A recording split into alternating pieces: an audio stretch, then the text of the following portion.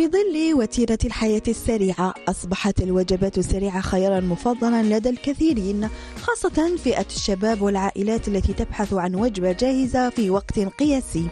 غير أن هذه الأطعمة رغم مذاقها المغري وسهولة الحصول عليها تخفي وراءها آثارا صحية قد تتحول مع الوقت إلى مشاكل مزمنة تهدد صحة الإنسان.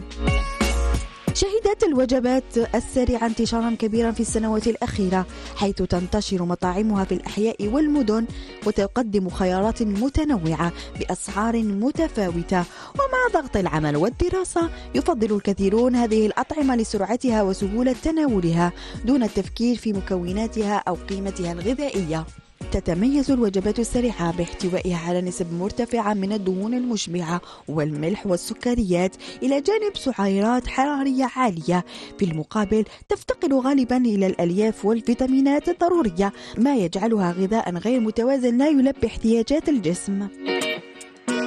الأطفال من أكثر الفئات إقبالا على الوجبات السريعة بسبب الإعلانات الجذابة وطعمها اللذيذ، لكن الاعتماد عليها بشكل متكرر قد يؤثر على نموهم ويزيد من خطر السمنة المبكرة إلى جانب ضعف العادات الغذائية الصحية.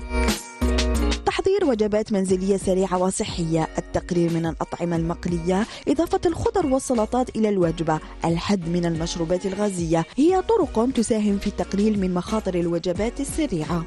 تبقى الوجبات خيارا مغريا في بعض الأحيان، لكنها لا يمكن، والاعتدال هو السبيل للحفاظ على جسم سليم.